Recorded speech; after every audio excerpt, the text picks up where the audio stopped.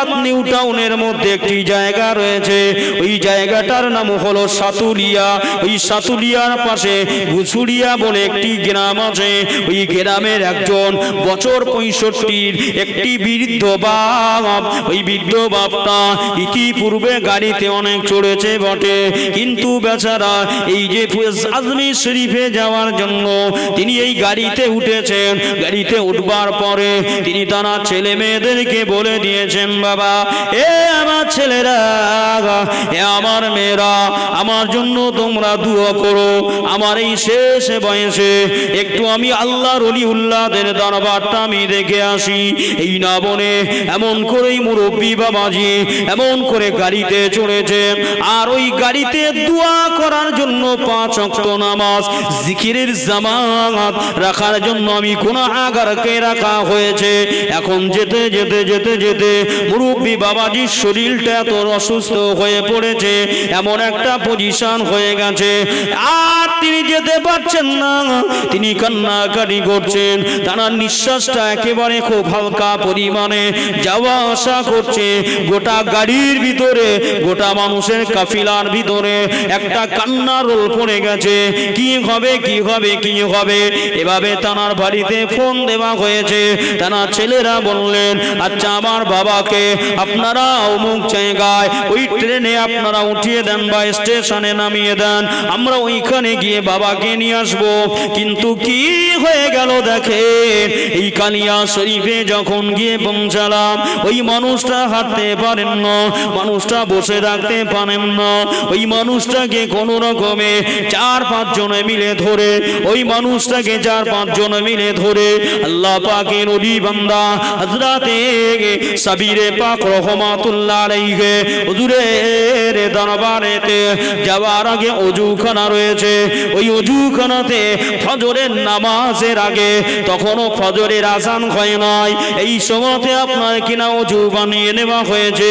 ওযু বানিয়ে নিয়ে ওই মানুষটাকে ধরাধরি ধরাধরি ধরাধরি করে নিয়ে খাজা সাবিরে পাক রহমাতুল্লাহ আলাইহি হুজুরের কবরের ধারে গিয়ে, হুজুরের মাজারের ধারে গিয়ে, মাজারের ভিতরটা দোতলা মেরে দেওয়া, চতুর্দিক বাউন্ডারিটা অনেকটা বড়। হুজুর এমন করে চাচা জানকে, ওই মুরব্বী বাপ অসুস্থ, ওনাকে বসিয়ে দেওয়া হয়েছে একটা জায়গায়, ঠেস দিয়ে তিনি বসে রয়েছেন। আর ওই জায়গার মসজিদটা অনেকটা বড়, 50 থেকে 70 হাজার মানুষ এক জামাতে নামাজ পড়তে পারবে। গোটা মসজিদের ভিতরে আল্লাহ পাকের পবিত্র কোরআন, কোরআনুল কারীমের সূরা ইয়াসিন শরীফ লেখা রয়েছে। গোটা মসজিদের চতুর্দিকে সূরা রহমান লেখা রয়েছে। গোটা মসজিদের চতুর্দিকে সূরাতুল ওয়াকিয়া শরীফ লেখা রয়েছে। আর ওই জায়গার বৈশিষ্ট্য হলো ফজরের নামাজ আদায় হবে সূরা ইয়াসিন শরীফ প্রথম রাকাতে, দ্বিতীয় রাকাতে সূরা রহমান তেলাওয়াত করবে।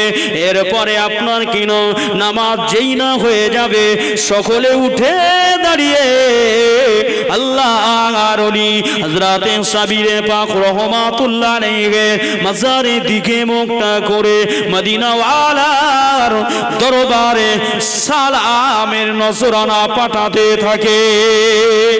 আর একটু জোরে বলুন, সকলে মিলে বলুন, নারে তাকবীর। এ নওজওয়ান, এ আমার খানবাঙ্গি এলাকার বাসন্তী থানার উম্মতিরা, এমন করে দেখা যায় আশ্চর্যের বিষয় হলো ফজরের নামাজ হয়ে গেছে। ফজরের নামাজ হয়ে যাওয়ার পর সালাতুস সালাম পেশ করা হচ্ছে, সালাতুস সালাম পেশ করা হচ্ছে। আমি নিজে গুনাহগার সেখানে উপস্থিত। এইভাবে সালাতুস সালাম পেশ করতে করতে দোয়া হয়ে গেল। সূরা ইয়াসিন, সূরা রহমান, সূরা হাসর, সূরা বল, সূরা ওয়াকিয়া তেলাওয়াত হয়ে গেছে। যেই না হয়ে গেছে দোয়া হলো। দোয়ার পরে যখনই মসজিদ থেকে বার হয়ে গেছে, এবারে মসজিদ থেকে বার হয়ে গিয়ে আল্লাহর ওলি সাবিরে পাক রহমাতুল্লাহ আলাইহি ওই কবরের ধারে বসে থাকা ওই যে বৃদ্ধ বাবাজি যিনি হাঁটা চলা করতে পারছিলেন না, এত কঠিন অসুস্থ হয়ে পড়েছে, কান্নাকাটি করে আমাকে বাড়িতে দেওয়ার ব্যবস্থা করেন, আমার বেটা বেটিদের কাছে পৌঁছে দেওয়ার ব্যবস্থা করেন।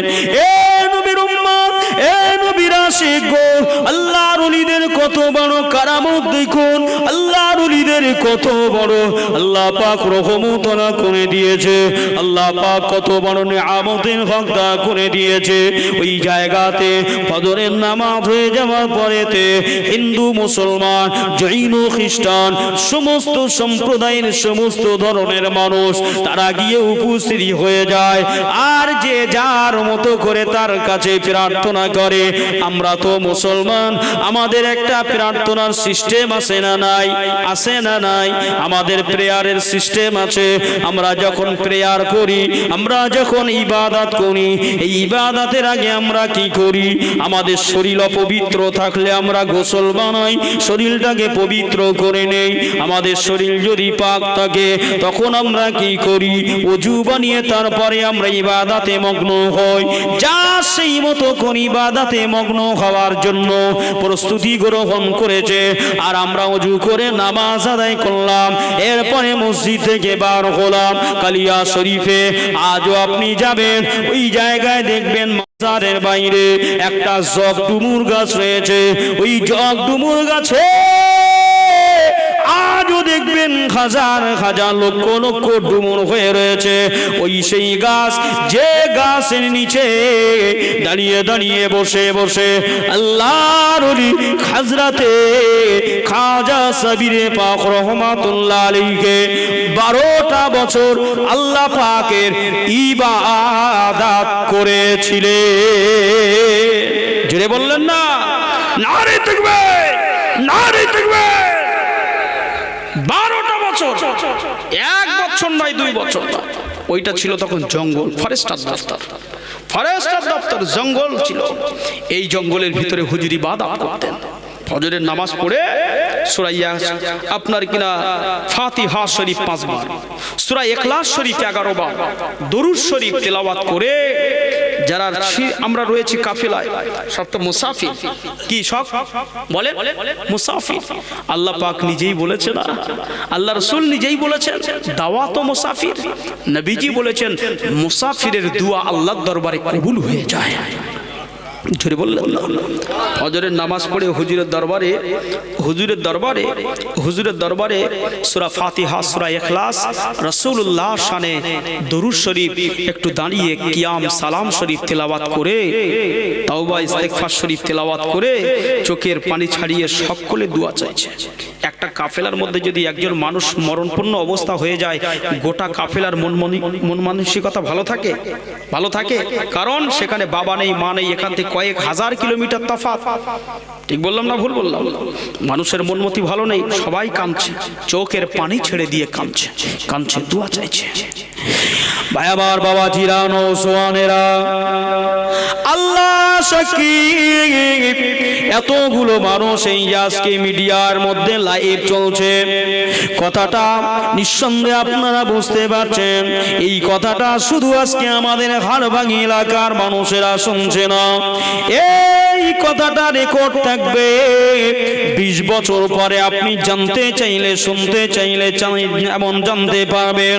এই ভাষাটা, এই ভিডিওটাই আপনার কেন আজকে মাহফিলটা পাকিস্তানের মানুষ দেখতে পাবে, বাংলাদেশের মানুষ দেখতে পাবে, গোটা ভারতবর্ষের মানুষ দেখতে পাবে, শুনতে পাবে, লক্ষ লক্ষ মানুষ এটি দেখবে। এ নওজোয়ান নবীর উম্মত, এজন্যই তো মিডিয়ার প্রয়োজন আমাদের। ইসলাম প্রচারের একটা মাধ্যম হলো মিডিয়া, এই মিডিয়াটাও হলো ইসলাম প্রচারের একটি মাধ্যম। আরে দেখা যায় ফজরের নামাজ আদায় হয়ে গেল, ফজরের পরে সূর্য ওঠার আগে সবাই যখন কেঁদে কেঁদে কেঁদে কেঁদে কেঁদে কেঁদে দোয়া চায়, এমন অবস্থায় এমন করে মাথাটা নিচু করে, চোখটা বন্ধ করে, মোরা খাবার মতো করে এমন করে কেঁদে কেঁদে দোয়া চায়।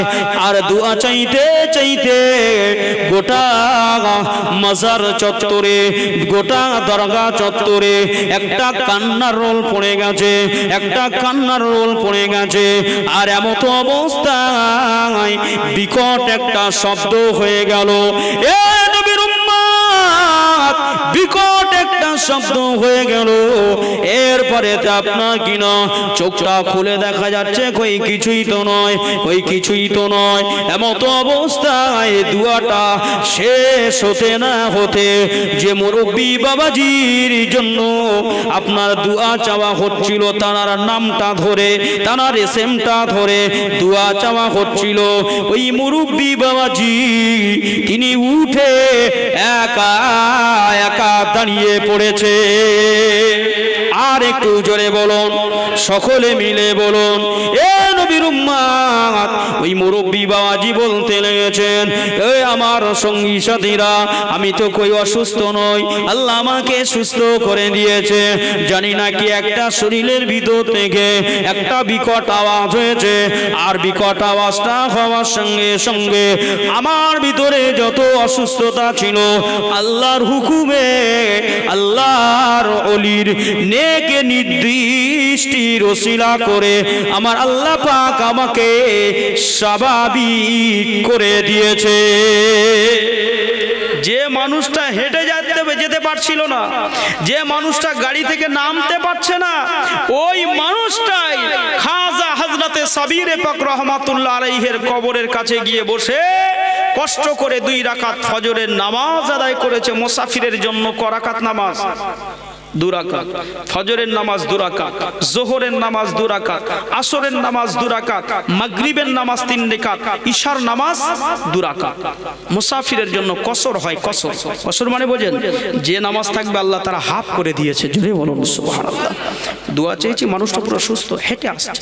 যে মানুষটাকে 4-5 জন মিলে বেড দিয়ে ভারী মানুষ নিয়ে যাওয়া হচ্ছিল, ওই মানুষটা এখন একা একা হেঁটে সঙ্গী সাথীদের সঙ্গে গাড়িতে চলে আসছে। জোরে বলুন। তাহলে আল্লাহর ওলিদের কারামত আছে না নাই? আল্লাহর ওলিদের দরবারের বারাকা আছে না নাই? কোন ওলির কথা বলছি আপনারা কি জানেন?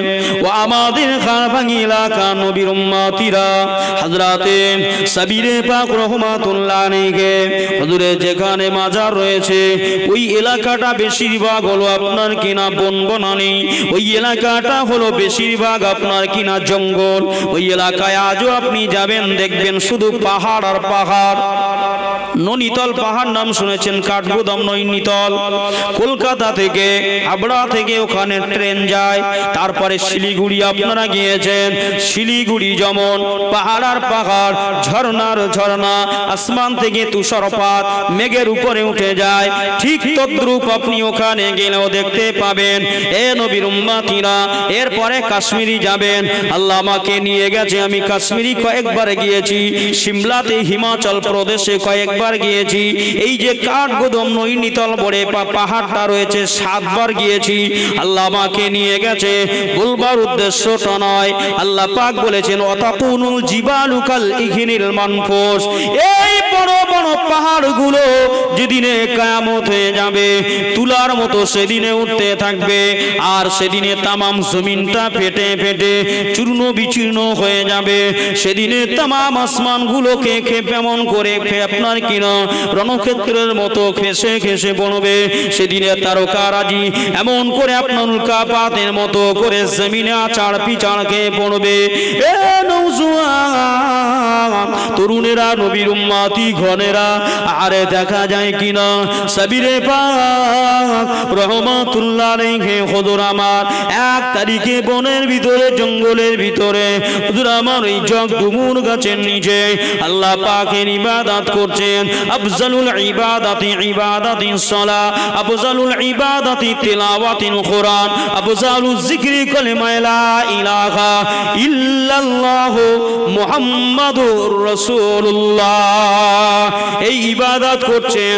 আর হুজুর আমার ইবাদত করতে করতে নামাজ শেষ করলেন, কোরআন তেলাওয়াত করছিলেন, কোরআন তেলাওয়াত শেষ করলেন।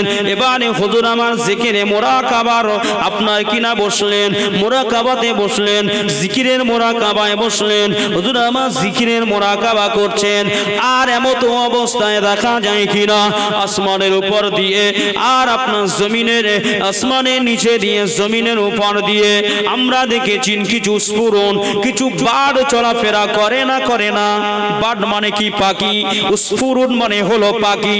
ওই পাখি যাচ্ছিল, যেতে যেতে যেতে যেতে হঠাৎ করে হুজুর আমার যে জায়গায় বসে বসে আল্লাহর ইবাদত তেলাওয়াত করেন, হুজুর আমার যে জায়গাতে থাকেন ওই জায়গা বরাবর আসমান থেকে একটা পাখি পায়খানা করে দিয়েছে। আসমান থেকে পাখিটা কি করেছে? বাথরুম করে দিয়েছে, পায়খানা করে দিয়েছে। ওই পায়খানাটা এসে আল্লাহর ওলি হযরতে সাবিরে পাক রহমাতুল্লাহ আলাইহির জিসম মোবারকে পড়ে গেছে। বুঝতে পারছেন? জিসম তার শরীরের একটা অংশে এসে পড়ে গেছে। যেই পড়েছে আল্লাহর ওলি সাবিরে পাক রহমাতুল্লাহ আলাইহি একবার জালওয়া মেজাজ, বুঝলেন না, জালওয়া মেজাজ দিয়ে শুধু একবার তাকিয়েছে। তাকানোর সঙ্গে সঙ্গে কিতাবের মধ্যে এসছে হুজুর তাকানোর সঙ্গে সঙ্গে একেবারে ওই পাখিটা পুড়ে সারখার হয়ে আসমানে নিচে দিয়ে উড়ে উড়ে যাচ্ছিল, পুড়ে সারখার হয়ে আগুন হয়ে জমিনে পড়ে গেছে। বুঝতে পারছেন না? আল্লাহর ওলি সাবিরে পাক রহমাতুল্লাহ আলাইহি জালালি মেজাজ দিয়ে, বড় কঠিন মেজাজ দিয়ে, তিনি রাগান্বিত মেজাজ দিয়ে যেই না তাকালেন ওই সময় দেখা যায় ওই পাখিটা পড়ে সরকার হয়ে জমিনেতে পড়তে লেগেছেন। মুহূর্তের নাই পাখিটা পুড়ে ভস্ম হয়ে গেছে। এ নবীর উম্মত, আল্লাহর ওলি হযরতে সাবিরে পাক রহমাতুল্লাহ আলাইহি কত বড় মাপের আল্লাহর ওলি ছিলেন দেখেন। হুজুর আমার যেই পাখিটার দিকে একবার জালালি মেজাজ, জালালি নজর দিয়ে হুজুর আমার একবার তাকালেন, সঙ্গে সঙ্গে পাখিটা পুড়ে সরকার হয়ে গেলেন জমিনে। তেমন করে পাখিটা পুড়ে এমন করে দাউ দাউ করে জ্বলতে জ্বলতে জমিনে পড়ে গেলেন। আমার মাথাটা নিচু করে দিলেন। হুজুর আমার চিন্তা করতে লাগলেন, হুজুর আমার নিজে নিজে ভাবতে লাগলেন, এমন জালওয়া দিয়ে দিলাম, এমন তাসির দিয়ে দিলাম, এমন জালওয়া দিয়ে দিলাম, এমন তাসির দিয়ে দিলাম যে ওই পাখিটা পড়ে সরকার হয়ে গেছে। হুজুর আমার বড় চিন্তায় পড়ে গেলেন, আয়নে খায় এটা কি আমার জন্য সঠিক হয়েছে নাকি বেঠিক হয়েছে? হুজুর আমার এই চিন্তা করতে করতে আর তিনি ওই জায়গাতে থাকছেন না। হুজুর আমার কদমখানা তুলে তুলে তুলে তুলে এবারে আগের দিকে যেতে লেগেছেন। আর বেশ কিছুটা যেই না চলে গেছে, এবারে একজন বয়ে বৃদ্ধা রমণী মা হযরতে সাবিরে পাক রহমাতুল্লাহ আলাইহি ডেকে ওই জঙ্গলের ভিতরে নিরালায় নিঝুম অন্ধকারের জায়গা, যেখানে মানুষের কোনো বসবাস নাই, যেখানে প্রাণীর কোনো বসবাস নাই, সেখানে মাত্র জীবজন্তু কিছুটা থাকে, সেখানে মাত্র কিছু হিংস্র জন্তু থাকে।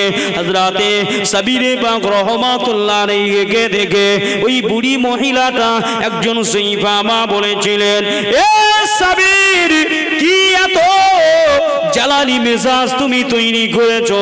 আল্লাহর আসমানের নিচে দিয়ে একটি উড়ন্ত পাখিকে তুমি পুড়িয়ে দিয়েছো। তুমি কি জানো ওই পাখিটা আল্লাহ পাকের জিকিরে মশগুল ছিল? যেটা বললেন না সাবিরে পাক রহমাতুল্লাহ আলাইহি, তিনি তো আল্লাহর ওলি। আল্লাহর ওলি না? তিনি আল্লাহর ওলি। কত বড় আল্লাহর ওলি, জলিলুল কদর আল্লাহর ওলি, যে তিনি একটা পাখির দিকে তাকাচ্ছেন জালালি নজরে, আর পাখিটা সঙ্গে সঙ্গে পুড়ে সারকার হয়ে জমিনে পড়ে যাচ্ছে। এই খবরটা কিন্তু পৃথিবীর কেউ জানে না। কে জানে? কথা বলে না। আল্লাহ জানে, আল্লাহ জানে। আল্লাহু আলিমুল গায়ব। আমার আল্লাহ ছাড়া পৃথিবীর কেউ জানে না। এই যে বুড়িমাটা জাইফা মা, ইনিও একজন আল্লাহর ওলি। জোরে বলুন সুবহানাল্লাহ। ইনি কিন্তু জানেন না। কিন্তু কিভাবে জানলেন? সাবিরে পাক রহমাতুল্লাহ আলাইহি হেঁটে হেঁটে হেঁটে হেঁটে একটু আগের দিকে যাচ্ছেন, যেতেই সাবিরে পাককে বলছে, এ সাবির, একটা আল্লাহ পাকের প্রাণী আল্লাহ পাক সৃষ্টি করেছে যাকে, যে আল্লাহর জিকির করত, এত বড় আল্লাহর ওলি হয়ে গেলে যে তার দিকে জালালি নজর দিয়ে তাকালে আর পাখিটাকে পুড়িয়ে ভস্ম করে মেরে ফেললে। এই কথাটা যখনই সাবিরে পাক রহমাতুল্লাহ আলাইহিকে এই বুড়ি মহিলা, একজন মা, জয়ীফা মা বললেন, হযরতে সাবিরে পাক রহমাতুল্লাহ আলাইহির অন্তরটা কেঁপে গেল। তার মানে এটাই যে আমি সাবিরে পাক রহমাতুল্লাহ আলাইহি যত বড় আল্লাহর ওলি, আমার চেয়েও এই মাটা আরো অনেক বড় বুজুর্গানে দিন। জোরে বলুন। তিনি তানার নূরের চোখে, তিনি তানার, এই জন্য তো রাসূলুল্লাহ বলেছেন, ইত্তাকু ফিরাসাতাল মুমিনিন ফাইন্নাহুম ইয়ানজুরু বিনুরিল্লাহ। আল্লাহর ওলি যারা, আল্লাহর আশিক আশিকান যারা, আল্লাহ পাক তাদেরকে আল্লাহর নূরের পর্দার ভিতর থেকে সাত আসমান জমিনে যা কিছু রয়েছে আমার আল্লাহ সব কিছু দেখার সুযোগ করে দিয়েছে। তাদের কিছু লাগে না, কোনো দূরবীন লাগে না, তাদের পৃথিবীর কোনো যেতে লাগে না। তারা ঘরে থাকবে, জঙ্গলে থাকবে, পাহাড়ে থাকবে, পর্বতে থাকবে, গুহার মধ্যে থাকবে, গাড়ের মধ্যে থাকবে, আল্লাহ পাক সাহাসা তাহাসা, এই সাহাসা সারা এমন করে জমিন, সাত জমিন আসমানের নিচে যা কিছু রয়েছে আল্লাহ তাদের সব কিছু অন্তরে দেখিয়ে থাকেন। জোরে বলুন সুবহানাল্লাহ। আমরা পড়েছি না, একে চন্দ্র, দুইয়ে পক্ষ, আর তিনে কি নেত্র। নেত্র কথার অর্থ কি বলেন? নেত্র কথার অর্থ হচ্ছে চোখ। আমাদের তো দুটো চোখ, আমরা দুটো চোখে দেখি। আল্লাহর ওলি উল্লাহরা, নবী আলাইহিমুস সালাম গণেরা, তানারা এই দুটো চোখে দেখেন না, তানারা অন্তরের চোখে দেখেন। যেটা বললেন না, তাহলে অন্তরের চোখ আমাদের কি করতে হবে? তৈরি করতে হবে। অন্তরের চোখ আছে, এই চোখটাকে কাজে লাগাতে হবে। কাজে লাগাতে গেলে কি করতে হবে? আমাকে আপনাকে আল্লাহ ও তার রসুলের দেখানো বিধান নিষেধ বিধিবিধানগুলোকে পূর্ণাঙ্গভাবে মেনে চলতে হবে। যদি মেনে চলতে পারি তাহলে কি হবে? দুনিয়ায় শান্তি মিলবে, আখিরাতে নাজাত মিলে যাবে। জোরে বলুন সুবহানাল্লাহ। দুরূদ শরীফ আল্লাহুম্মা সাল্লি আলা সাইয়্যিদিনা ওয়া আলা আলি সাইয়্যিদিনা।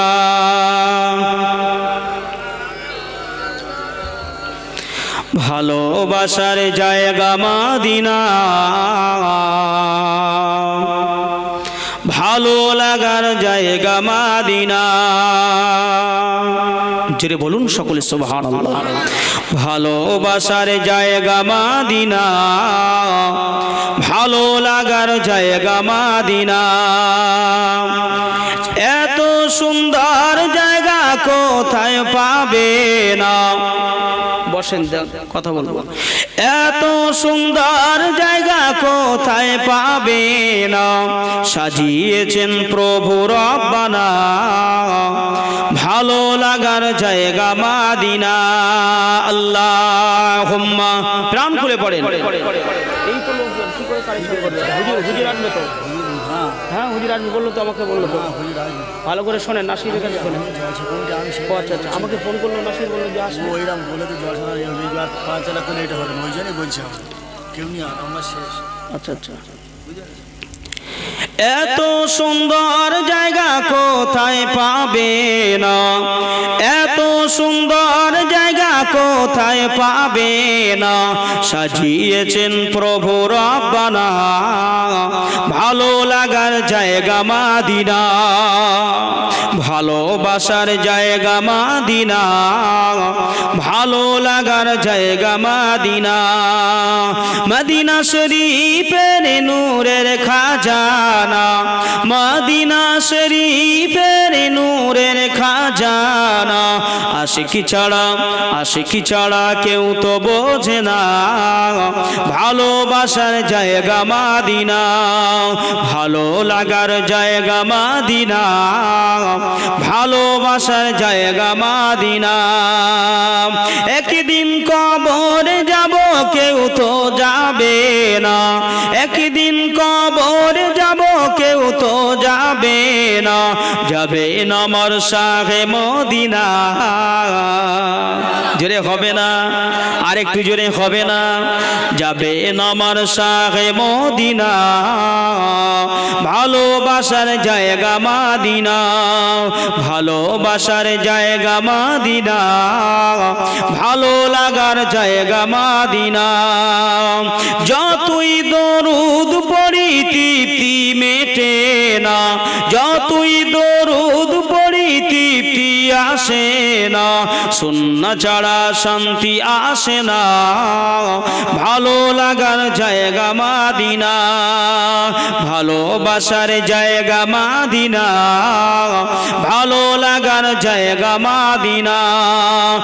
আমার জীবনের অনেক বেশি গোনা, আমার জীবনের অনেক বেশি গোনা, এই রসুল তোমার সুন্নাত ছাড়ব না, ভালো লাগার জায়গা মাদিনা, ভালোবাসার জায়গা মাদিনা, ভালো লাগার জায়গা মাদিনা।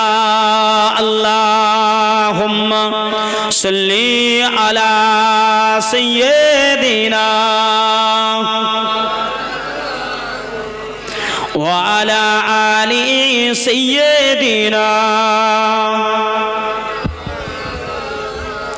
ও আমার নৌজনেরা, ও আমার নবীর উম্মতিগণেরা, আজকে আমি আপনি এমন নবী পাকের মাহফিলে বসেছি, যে নবীকে না বানালে আমার আল্লাহ পাক কিছুই বানাতেন না, যে নবীকে না বানালে আল্লাহ পাক আশরাফুল মাখলুককে বানাতেন না, যে নবীকে না বানালে এই হাড় ভাঙি গ্রাম কি তৈরি হতো না, এই পশ্চিম বাংলা হতো না, ভারতবর্ষ হতো না, ইরাক হতো না, ইরান হতো না, ইন্দোনেশিয়া হতো না, এমন করে আপনার বাংলাদেশ হতো না, পাকিস্তান আফগানিস্তান হতো না, শ্রীলঙ্কা মালদ্বীপ হতো না।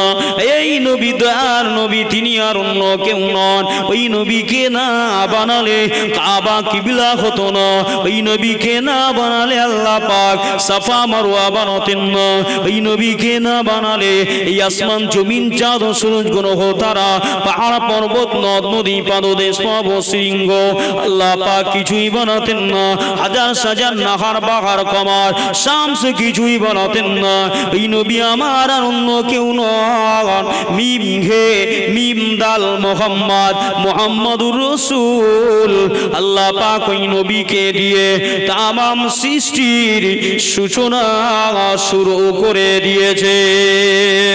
নবী না হতে তো कुछ भी न होता, नबी ना होते तो जिन्नुन ना होता, नबी ना होते तो इंसान ना होता, नबी ना होते तो अर्द ना होता, नबी ना होते तो समा ना होता, नबी ना होते तो शजर ना होता, नबी ना होते तो कमर ना होता, नबी ना होते तो शम्स ना होता, नबी ना होते तो नुजुम ना होता, नबी ना होते तो बहर ना होता, नबी ना होते कमर ना होता, नबी ना होते काबा किबला ना होता, नबी ना होते जन्नत ना होता, नबी ना होते आर्श कुर्सी ना होता, नबी ना होते मकामे सुरैया ना होता, नबी ना होते मकामे सिदरातुल मुंतहा ना होता, नबी ना होते तो कुछ भी ना होता, नबी होगा तो सब होगा। নবীর উম্মত, নবী হতো না তো কিছুই হতো না। আমার আল্লাহ পাক বলেন এই দুনিয়া জমিনে ওয়ারাফা'না লাকা যিকরাক, ও আমার হাবিব, ও আমার পিয়ারা, আমি আল্লাহ পাক আপনার জিকিরকে বলান করে দিয়েছি। হাবিব গো, আপনার জিকির কি আমি আল্লাহ পাক অনেকটা উপর স্থাপন করে দিয়েছি। হাবিব, আপনার সম্মান, আপনার ইজ্জত, আপনার তাজিম, আপনার তামাদ্দুম, আপনাকে আমি আল্লাহ সমস্ত দিক থেকে অ্যারিস্টিকেট করে দিয়েছি। আপনার মতো এত বড় কেউ হবে না নবী গো।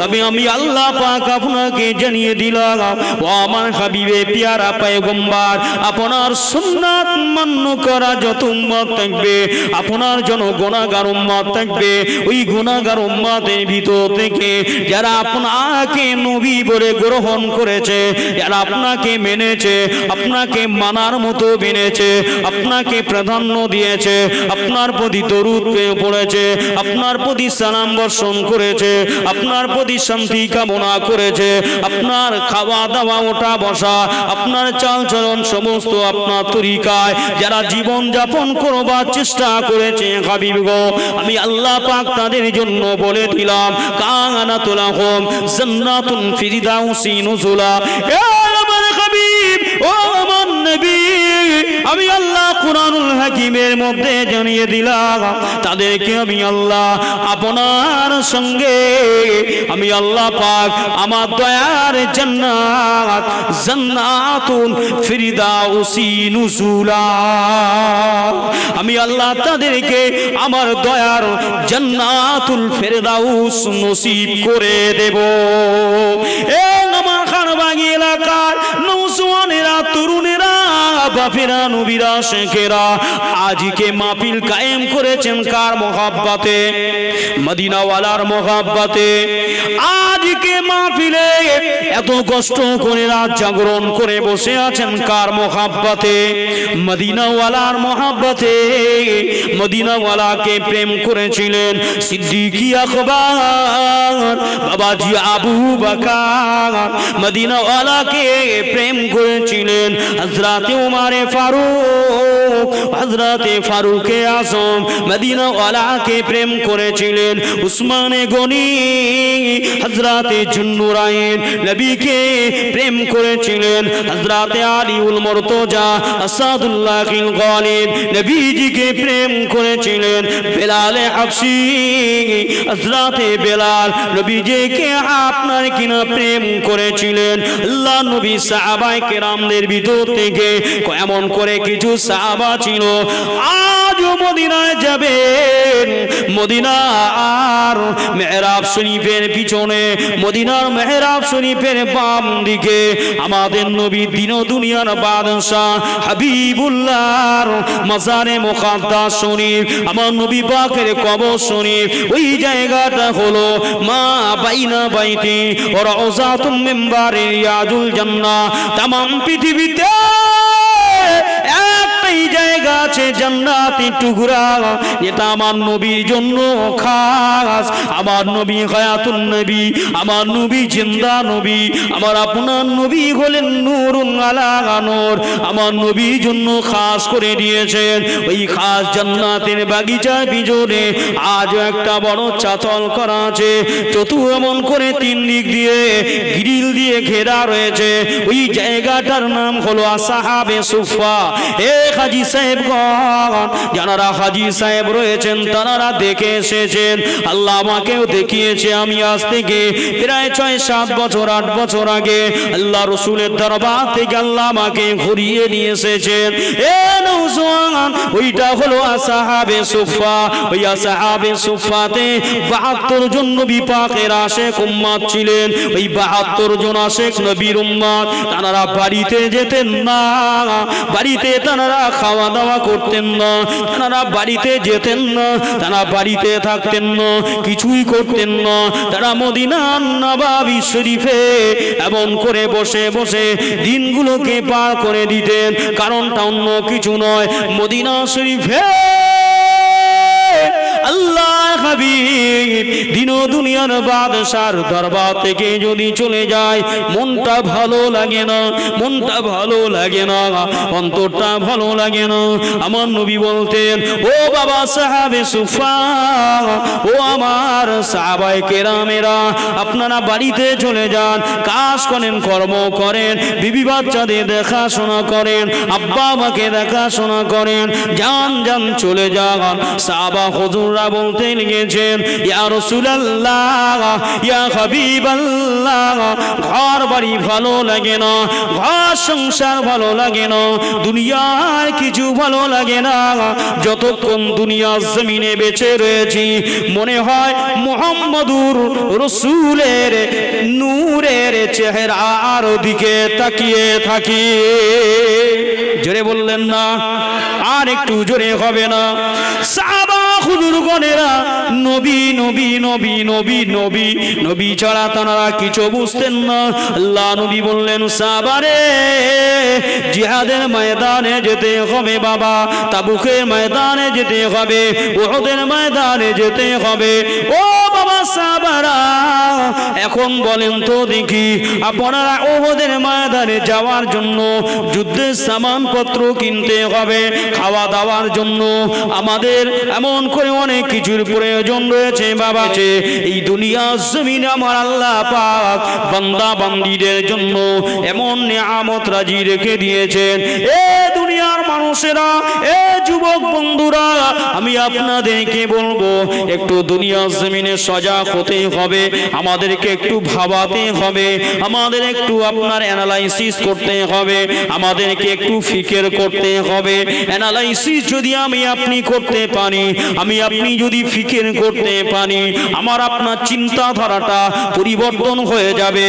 আর আমার আপনার চিন্তাধারা যদি পরিবর্তন হয়ে যায়, আমার আপনার জীবন যাপনটা কিতাবুল্লাহ ওয়া সুন্নাতে রাসূলের সঙ্গে এমন করে সম্পৃক্ত হয়ে যাবে।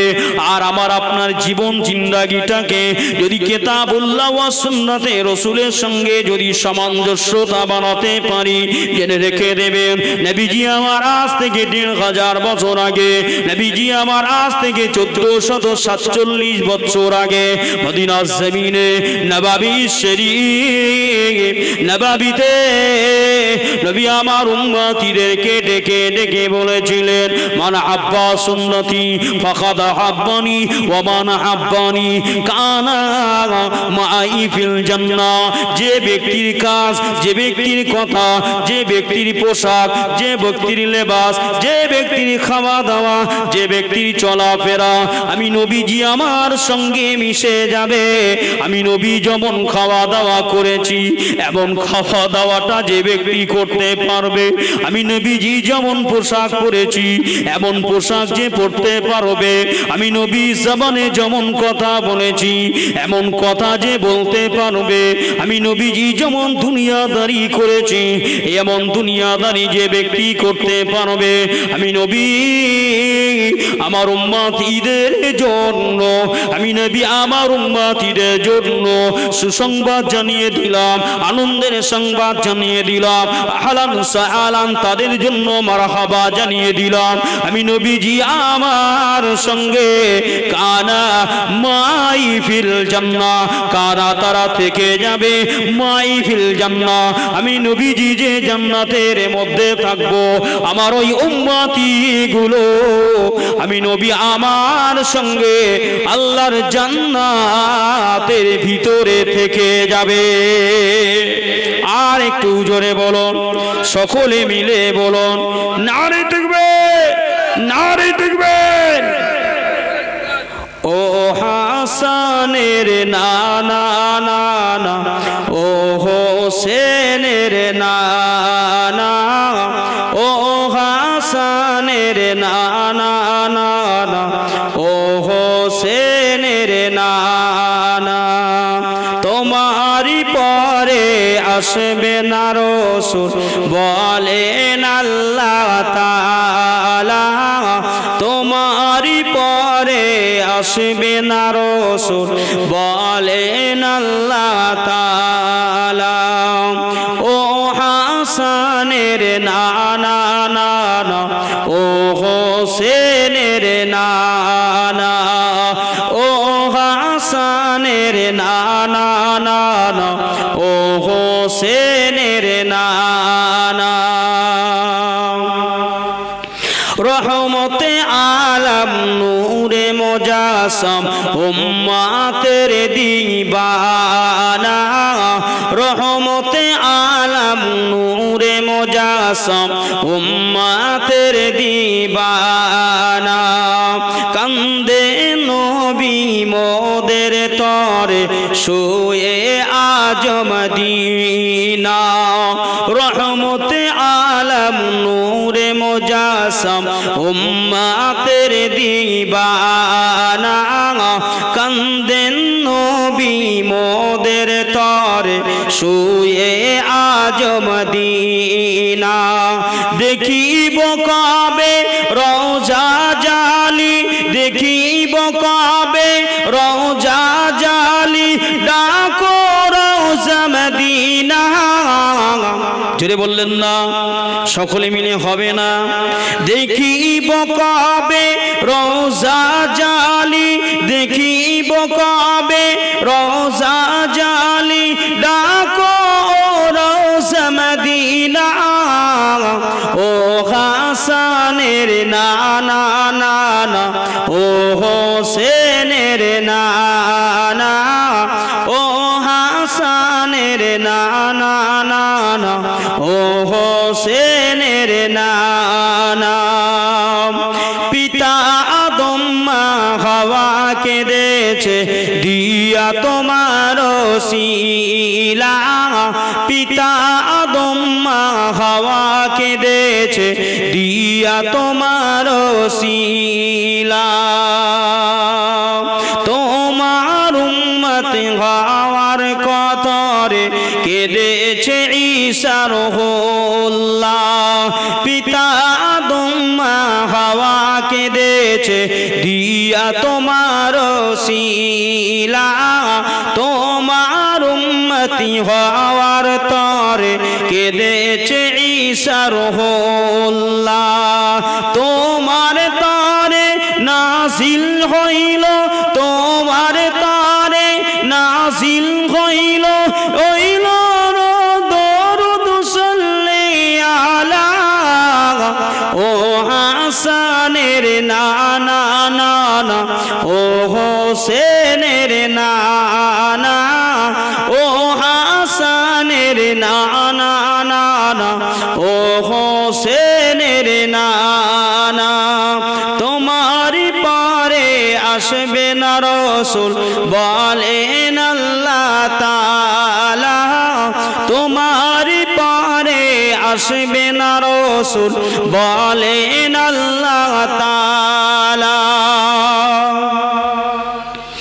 একবার গেলে রওজা পাকে ঝরে যাবে মোর গোনা একবার গেলে রওজা পাকে ঝরে যাবে মোর গোনা কত জনকে ডাকো তুমি আমায় কেন ডাকো না কত জনকে ডাকো তুমি আমায় কেন ডাকো না একবার গেলে রওজা পাকে ঝরে যাবে মোর গোনা কত জনকে ডাকো তুমি আমায় কেন ডাকো না দেখি নাই তোমার ও প্রিয় নবী দেখি নাই তোমার ও প্রিয় নবী না দেখে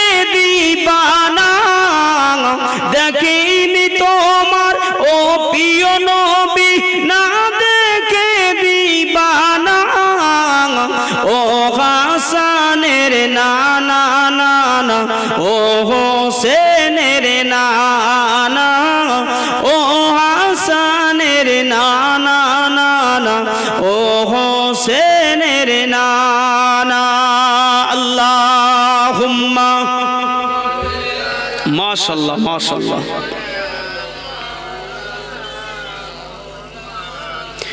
وعلى آل سيدنا মুসলমান ঘরে ছেলে মেয়েরা বাড়া তরুণেরা ও নওজোয়ান নবীর উম্মতি গণেরা, আমার আপনার নবী দিন ও দুনিয়ার বাদশাহ। আজ থেকে 1000 বছর আগে আমার আপনার কথাগুলো নবী আমার বলে দিয়েছেন, আপনারা শুনেছেন। এই দুনিয়ার জমিনে বহু নবী এসেছে, বহু রসুল এসেছে, বহু পয়গম্বর এসেছে, বহু আউলিয়ায়ে কিরাম এসেছে, তারা রাজ্যে দুনিয়াদারি করেছে। আর আমি আপনিও দুনিয়াদারি করছি বাবা। এই দুনিয়াদারির মধ্যে পার্থক্য আছে না নাই? আছে না নাই? কতটা পার্থক্য আমি আপনি শুনেছি। ফুরফুরা শরীফের মুজাদুলুজ্জামান গাউসে দৌরান কুতুবুল আখতারের কথা আমি আপনি শুনেছি, আপনারা শুনেছেন। উত্তর প্রদেশের পরে আর একটা রাজ্য রয়েছে, ওই রাজ্যটার নাম হলো ইউকে, মানে ওটা হলো উত্তরাখণ্ড। ওই উত্তরাখণ্ডের মধ্যে একটি মাজার রয়েছে, ওই জায়গাটার নাম হলো কালিয়া। কালিয়া শরীফ নাম শুনেছেন? এই কালিয়া নামক এই জায়গাটার নাম, এই কালিয়া অর্থাৎ জিলা কালিয়া শরীফ বলে জায়গাটার নাম রয়েছে। ওই কালিয়া শরীফের জমিনে একজন আল্লাহর মুআক্কিক কুলি বান্দা রয়েছে। এ নওজওয়ান তরুণ বন্ধুরা, ওই আল্লাহ পাকের উনি নাম তার হযরতে সাবিরে পাক রহমাতুল্লাহ আলাইহি। এই সাবিরে পাক হুজুরের নাম আপনারা শুনেছেন, অনেকেই শুনেছেন, আবার অনেকেই শোনেন নাই। এমন করে জ্বলন্ত প্রমাণ আমি এক তারিখে আজ থেকে কয়েক বছর আগের কথা বলছি। যেমন আপনারা দেখেছেন আজমির শরীফে যাওয়ার জন্য আমাদের বাংলা থেকে বিভিন্ন জায়গা থেকে, বিভিন্ন মার্কেট থেকে, বিভিন্ন এলাকা থেকে মানুষ বড় বড় ভ্যালভো বাস আমন করে আপনার কিনা পারমেন্ট করে এই আপনার কিনে অ্যাপার্টমেন্ট নিয়ে 15 দিন 20 দিনের জন্য তারা সফরে বার হয় না, হয় না, হয় না। আমরা দেখেছি এইখান থেকে মানিকতলা, ওইখান থেকে ফুরফুরা শরীফ, ওইখান থেকে বীরভূমে হযরতে মাহবুব শাহ পাথর চাপড়ি, ওইখান থেকে রানীগঞ্জ বীরভূম হযরতে শামসুদ্দিন ইন্দ্রবী হযরতের পরে আপনার কিনা ওইখান থেকে চলে যাওয়া হয় বিয়ার শরীফে। ওইখান থেকে ঘুরতে ঘুরতে ঘুরতে ঘুরতে সর্বশেষ কোথায় যাওয়া হয়? সর্বশেষ আজমির শরীফে হিন্দুস্তানের বাদশাহ খাজা মুঈনুদ্দিন চিশতি আল সানজারি রহমাতুল্লাহ আলাইহির মাজারে যাওয়া হয়, হয় না, হয় না? এইখানে যেতে যেতে এক তারিখে দেখা গেল একটা বাসের মধ্যে একটা ভলভো গাড়িতে কম বেশি 50 থেকে 55 জন সহকর্মী রান্নিদেরকে নিয়ে আপনার 50 থেকে 55 জনের মতো লোক থাকে। এই মানুষদের মধ্য থেকে আমি নিজে তার জ্বলন্ত প্রমাণ